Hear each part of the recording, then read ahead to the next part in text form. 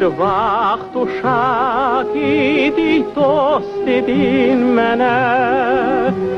Baş açıq, ayaq yalın, gəzərdik bağları. Səni gördüm dostum, yad etdim yenə.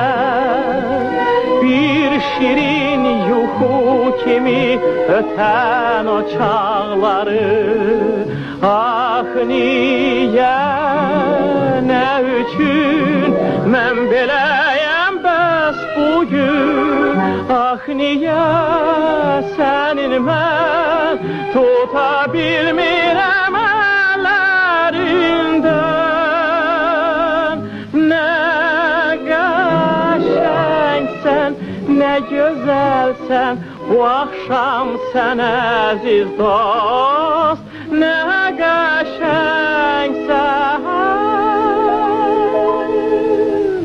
nə gözəlsən, bu axşam sən əziz dost.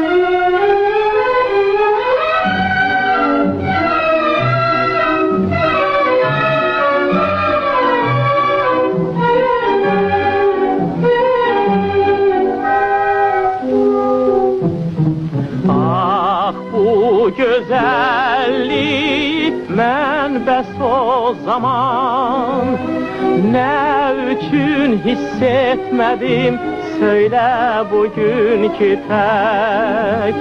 Bugün nə olsa da əzizim inan, öz sözün deyər sənə daha sevən ürək.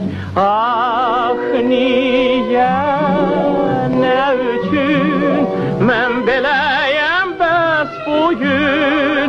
Ah niyə sənin mən tuta bilmirəm əllərindən?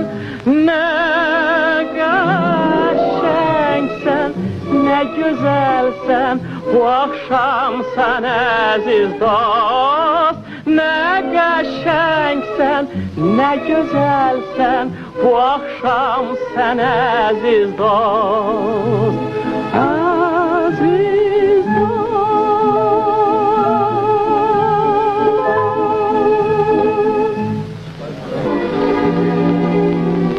Quş tək uçub getdi o günlər əldən.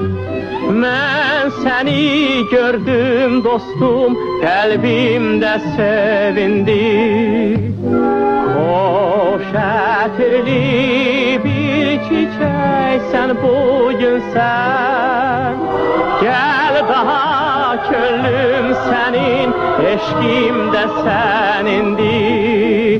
Ah sənin bugün mən, gəl tutum əllərindən.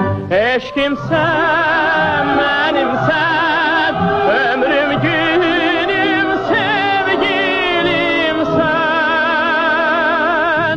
Nə qəşəngsən, nə gözəlsən, bu səhər sən sevgilim. Nə qəşəngsən, nə gözəlsən, bu səhər sən sevgilim.